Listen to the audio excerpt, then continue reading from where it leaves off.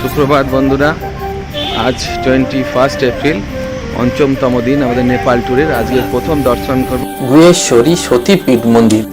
চলুন দর্শন করব। এই ব্রিজ দিয়ে আমরা ওইদিকে যাব। সতীপীঠ গুহেশ্বরী মন্দির আজকে প্রথম দর্শনীয় স্থান।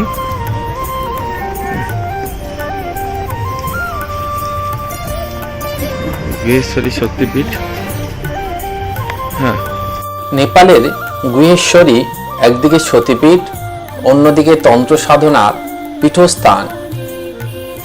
গুহেশ্বরী মন্দিরে দেবীকে মহাশিরা এবং শিবকে কাপালি রূপে পুজো করা হয়। নববজ্রযান বৌদ্ধ সাধকরা গুহেশ্বরী বজ্র বরাহী রূপে পবিত্র যোগিনী দেবী হিসাবে পুজো করেন। কথিত আছে সতীর জানুদয় পড়েছিল অধুনা নেপালে অবস্থিত এই মন্দিরে। শিবক্ষেত্র পশুপতিনাথ থেকে প্রায় 1 কিলোমিটার পূর্বে রয়েছে এই মাতৃ মন্দির। কাছেই বয়ে চলেছে বাগমতী নদী। দেবীকে এখানে গুহ কালীও বলা হয়। মাতৃ সাধকদের পছন্দের উপাসনা স্থান এটি, বিশেষ করে তান্ত্রিক সাধকদের। আজ আমরা অনেক ভোর ভোর বেরিয়েছিলাম। এখন সকালের সূর্যোদয় দেখব এই মন্দির থেকে। সূর্য উঠছে, আর এখান থেকে সূর্যোদয় দেখে আমরা যাব পরবর্তী আমাদের গন্তব্যস্থলে।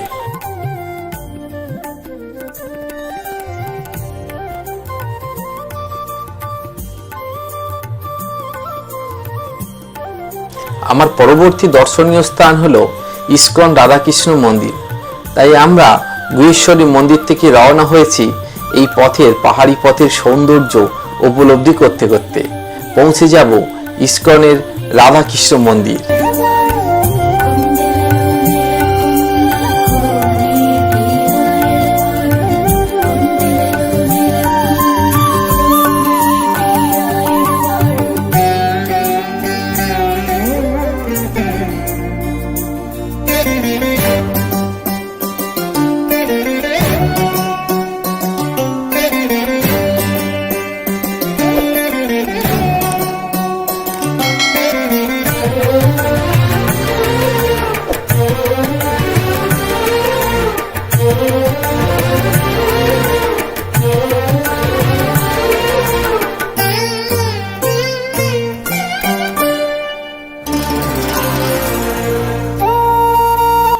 এখন আমি পৌঁছে গেছি ইস্কনের রাধাকৃষ্ণ মন্দির। এই মন্দির সম্বন্ধে কিছু অজানা তথ্য আপনাদেরকে জানা। আপনারা হয়তো অনেকে জানেন বা জানেন না। ইস্কন কি? আন্তর্জাতিক কৃষ্ণ ভাবামৃত সংঘ বা international society for Krishna consciousness, সংক্ষেপে বলা হয় ইস্কন, হলো গৌড়ীয় বৈষ্ণব মতবাদের অনুসারে একটি হিন্দু ধর্মীয় প্রতিষ্ঠান। 1966 সালে নিউ ইয়র্ক শহরে অভয়চরণাবিন্দ ভক্তি বেদান্ত স্বামী প্রভুপাদ এই সংগঠনটি প্রতিষ্ঠা করেন। ইস্কনের মূল ধর্মবিশ্বাসটি শ্রীমদ্ ভাগবত গীতা ও অন্যান্য বৈদিক শাস্ত্র সমূহের উপর ভিত্তি করে গড়ে উঠেছে। আধ্যাত্মিক সমাজে এটি হরে কৃষ্ণ আন্দোলন নামেও ব্যাপক পরিচিত। ভক্তি বেদান্ত স্বামী প্রভুপাদ 1965 সালে 70 বছর বয়সে পাশ্চাত্যবাসীর মধ্যে নৈতিক ও আধ্যাত্মিক শিক্ষা প্রচারের লক্ষ্যে নিউ ইয়র্কে পাড়ি জমান। প্রায় 1 বছর পর তিনি 1966 সালে জুলাই মাসে প্রতিষ্ঠা করেন আন্তর্জাতিক কৃষ্ণ ভাবনামৃত সংঘ বা ইস্কন। বৈদিক দর্শনের গ্রন্থাবলী প্রকাশ করার জন্য তিনি একটি বৃহৎ গ্রন্থ প্রকাশনী সংস্থাও চালু করেন, ভক্তি বেদান্ত বুক ট্রাস্ট। 2009 সালের তথ্য অনুযায়ী বর্তমানে বিশ্বে ইস্কনের 50,000টির বেশি মন্দির এবং কেন্দ্র রয়েছে। এর মধ্যে 60টি খামার সংগঠন, কয়েকটি স্বনিযুক্তি প্রকল্প সহ 54টি বিদ্যালয় ও 90টি ভোজনালয়।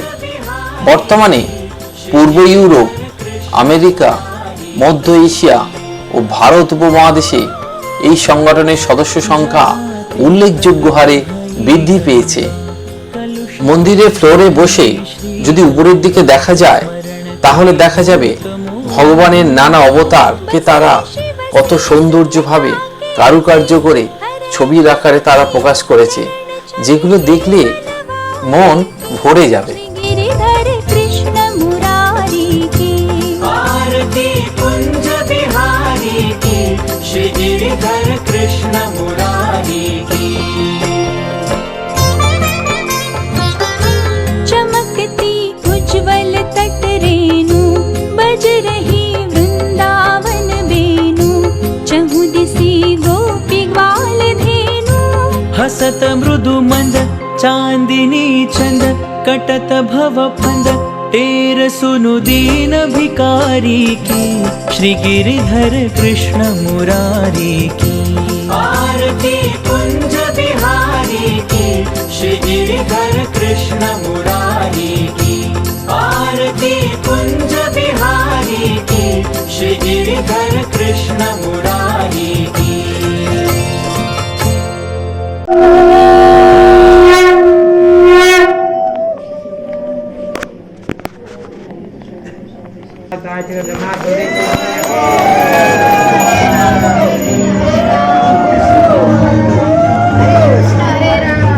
हरे राम राम हरे हरे, हरे कृष्ण कृष्ण। हरिहराय नमः कृष्ण जादवाय नमः। हरिहराय नमः कृष्ण जादवाय नमः। हरिहराय नमः कृष्ण जादवाय नमः। हरिहराय नमः कृष्ण जादवाय नमः। जादवाय माधवाय केशवाय नमः। जादवाय माधवाय केशवाय नमः। गोपाल गोविंद राम श्री मधुसूदन। गोपाल गोविंद राम श्री मधुसूदन। गोपाल गोविंद राम श्री मधुसूदन। गोपाल गोविंद राम श्री मधुसूदन। गिरिधारी गोपीनाथ मदन महा। गिरिधारी गोपीनाथ मदन महा। हरिहराय नमः कृष्ण जादवाय नमः। हरिहराय नमः कृष्ण जादवाय नमः। जादवाय माधवाय केशवाय नमः। जादवाय माधवाय केशवाय नमः।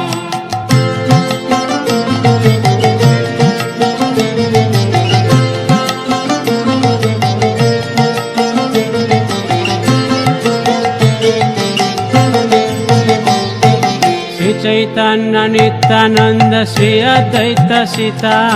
श्री चैतन्य नित्यानंद श्री अद्वैत सीता। श्री चैतन्य नित्यानंद श्री अद्वैत सीता। श्री चैतन्य नित्यानंद श्री अद्वैत सीता। हरि गुरु वैष्णव भागवत गीता। हरि गुरु वैष्णव भागवत गीता। श्री रूप श्री सनातन भट्ट रघुनाथ। श्री रूप श्री सनातन भट्ट रघुनाथ। श्री रूप श्री सनातन भट्ट रघुनाथ।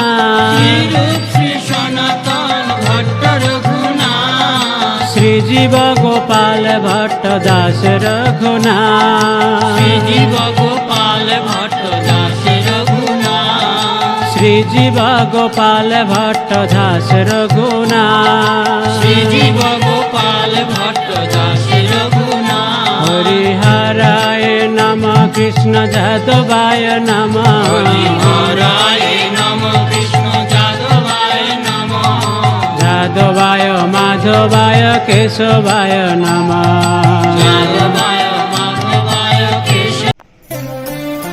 এখন যাব জলনারায়ণ বা নারায়ণ থান, কাঠমান্ডুর কাছে ভিউইং প্লেস।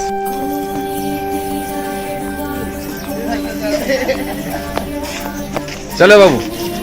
चलिए, ये रुद्राक्ष का दर हाँ रुद्राक्ष का ए हमको বুদ্ধ নীলকণ্ঠ মন্দির বা জলনারায়ণ মন্দির অবস্থিত নেপালের বুদ্ধ নীলকণ্ঠতেই। এই মন্দিরটি সারা বছরই খোলা থাকে, তবে একটা বিশেষ কথা জানাবার আছে, সেটি হলো প্রতি বছর কার্তিক মাসের 11 তারিখে হরিবন্দনী একাদশী উপলক্ষে এখানে মেলা বসে। এই বিশেষ তিথিতে ভগবান বিষ্ণুকে তার দীর্ঘ ঘুম থেকে জাগিয়ে তোলার একটা প্রচলিত রীতি আছে। আপনারা এখন ভগবান বিষ্ণুর যে মূর্তিটি আপনারা দেখছেন, এটি একটি বাঁকা এবং একটি মাত্র ব্যাসল্ট শিলায় তৈরি। মূর্তিটি লম্বায় 5 মিটার, আর যে পুলের মধ্যে রয়েছে পুলটি লম্বায় 13 মিটার, অর্থাৎ 13 মিটারের লম্বা পুলের মধ্যে ভগবান বিষ্ণু অর্ধ জলের মধ্যে শয়ন করে আছে।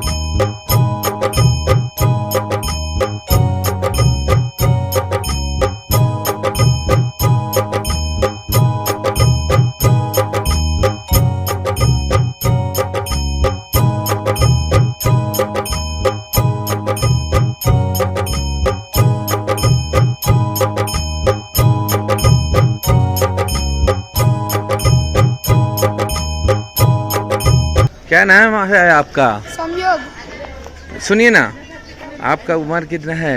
उम्र कितना है? 11 वर्ष। अच्छा अच्छा, आप कितना दिनों से ये लिया? हाँ? कितना कब किया ये संन्यास? 3 साल आगे। 2-3 साल गड़े। ओके ओके ठीक है, थैंक यू।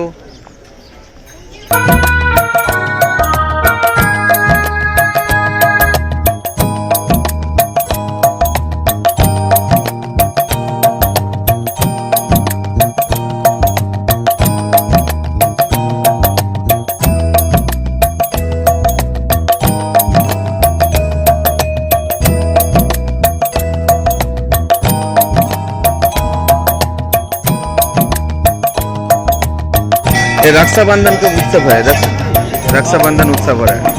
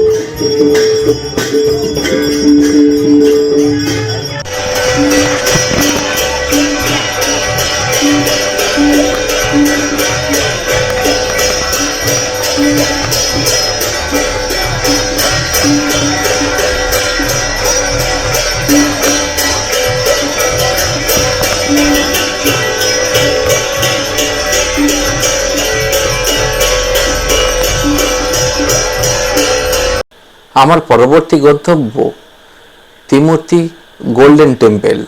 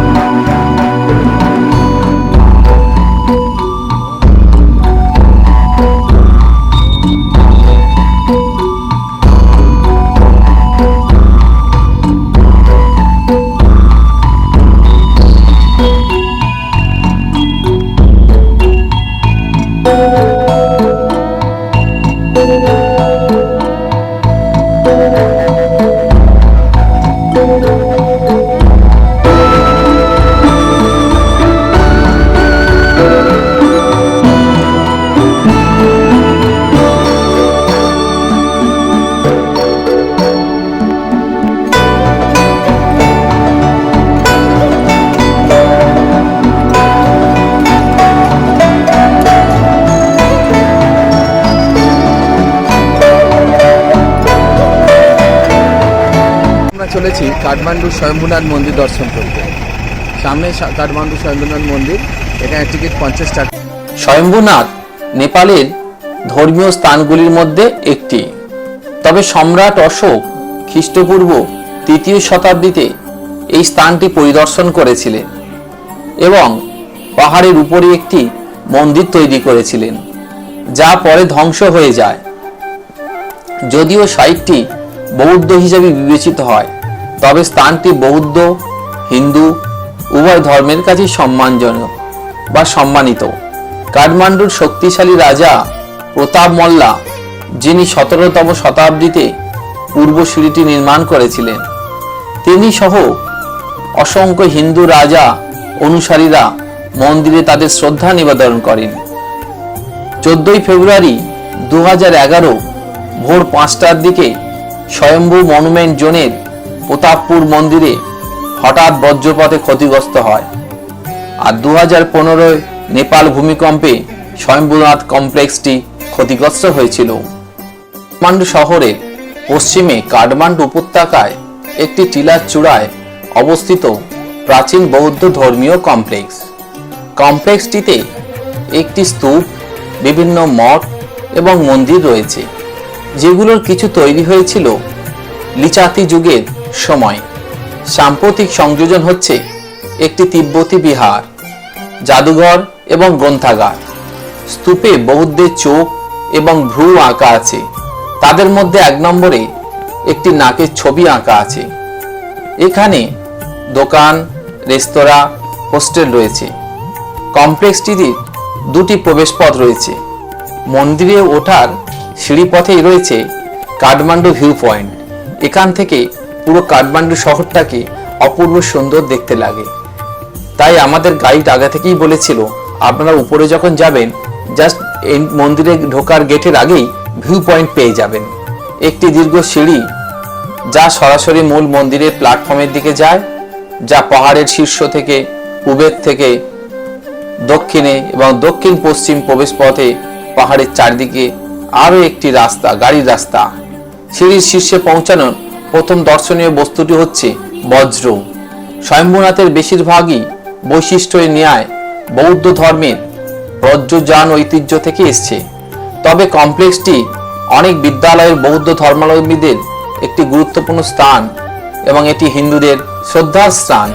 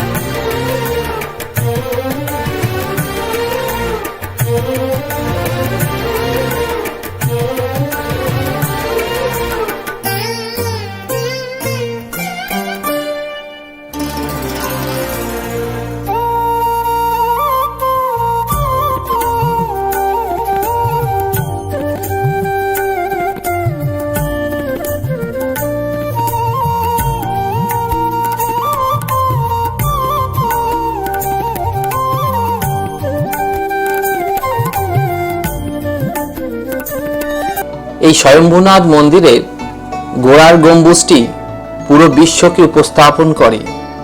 যখন কোনো ব্যক্তি জগতের বন্ধন থেকে জাগ্রত হয়, ব্যক্তি জ্ঞানার্জনের অবস্থায় পৌঁছায়, শীর্ষের 13টি চূড়া এই প্রতীক বহন করে যে কোনো বোধগম্য মানুষকে জ্ঞান বা বুদ্ধত্বের কাছে পৌঁছানোর জন্য আধ্যাত্মিক উপলব্ধির 13টি ধাপ পেরিয়ে যেতে হয়। মূল স্তূপের চারপাশে প্রতিটি দিকে একজোড়া করে বৃহৎ চোখ আঁকা রয়েছে, যা প্রজ্ঞা এবং করুণার প্রতিনিধিত্ব করে। প্রতিটি জোড়া চোখের উপরে অন্য চোখ, তৃতীয় নয়ন আঁকা রয়েছে। বলা হয়ে থাকে যে বুদ্ধ যখন প্রচার করেন তখন মহাজাগতিক রশ্মি তৃতীয় চোখ থেকে বের হয়, যা স্বর্গীয় প্রাণীদের জন্য বার্তা হিসাবে কাজ করে, যাতে আগ্রহীরা বুদ্ধের প্রচার শোনার জন্য পৃথিবীতে নেমে আসতে পারেন। মানব সমাজের নিচের নরকীয় প্রাণী বুদ্ধের শিক্ষা শোনার জন্য পৃথিবীতে আসতে পারে না, তবে বৌদ্ধ প্রচার করলে মহাজাগতিক রশ্মি তাদের কষ্ট থেকে মুক্তি দেয়। দুটি চোখের মধ্যে প্রজ্ঞা চোখ নামেও পরিচিত নাকের প্রতীক হিসাবে একটি কোঁকড়ানো প্রতীককে চিত্রিত করা হয়েছে, যা একটি প্রশ্ন চিহ্নের মতো দেখায়, যা নেপালি চিহ্নের 1 নম্বর। এই চিহ্নটি পৃথিবীতে বিদ্যমান সমস্ত কিছুর ঐক্যের পাশাপাশি বুদ্ধের শিক্ষার মাধ্যমে আলোকিত হওয়ার একমাত্র পথকে প্রতিনিধিত্ব। এখানে প্রচুর হনুমান দেখতে পাওয়া যায়।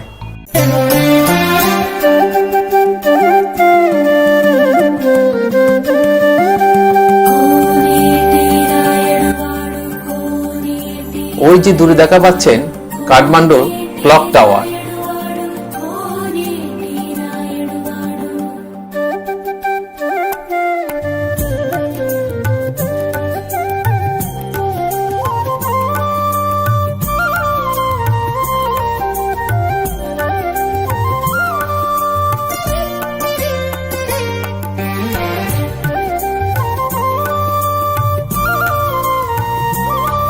এই হলো শহীদ গেট, আর ওই দূরে দেখা পাচ্ছেন ভীমসেন টাওয়ার। আমরা আরেকটু ক্লোজ ভাবে আপনাকে দেখাবো। একটু এগিয়ে গেলেই ভীমসেন টাওয়ারকে আমরা ভালোভাবে দেখতে পাবো। ওই যে ভীমসেন টাওয়ার।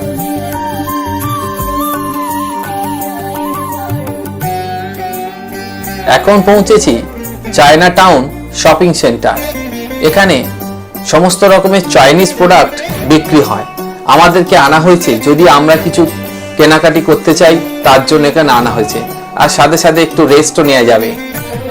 হয়তো এটা শেষ গন্তব্য বা এর পরবর্তী আছে, যেটা আমরা কাছাকাছি যেতে পারবো পশুপতিনাথ মন্দির। আমরা যে গাড়ির সাথে কন্ট্যাক্ট করেছিলাম এটাই ছিল তাদের শেষ গন্তব্য। এরপর আমরা যাব পশুপতিনাথ মন্দির।